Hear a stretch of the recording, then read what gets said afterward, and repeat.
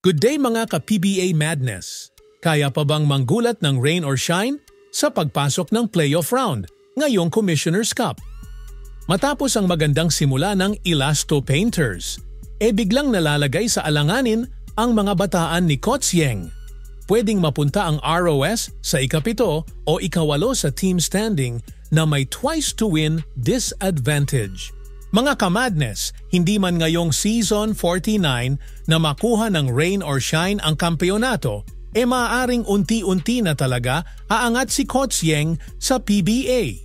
Lalo na, nakukuha na ni Coach Yeng ang tamang piyesa sa kanyang sistema, especially sa pagpasok ng Season 50 na magkakaroon na naman ng dalawang first round pick ang rain or shine. Pwedeng mas lalong bumata ang lineup ni Coach Yeng or pwede rin na makakuha ng rookie na parang veterano na ang galawan.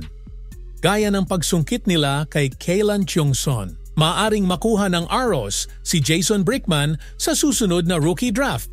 Mga ka-Madness, pinaninindigan ni Coach Yeng na walang superstar status sa kanyang mga players. Lahat daw pantay-pantay ang opportunity sa team. Pero mga ka-Madness, okay pa rin ba sa PBA ang ganitong style? Yung kahit sino pwedeng maging go-to guy, especially in endgame? May ilang mga PBA analyst ang nagsasabi na walang consistency ang ganitong sistema. Dahil kada laro, iba-ibang players ang binibigyan ni Coach Yeng ng opportunity to score. Well, sa ngayon, may tama ang ilang PBA analyst.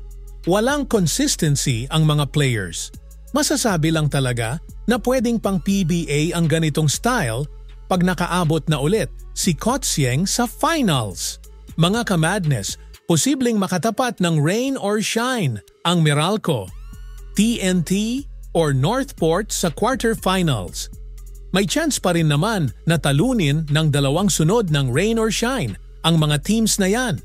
Ayan ay kung lalabas ang best game ng mga players ni Coach Yeng.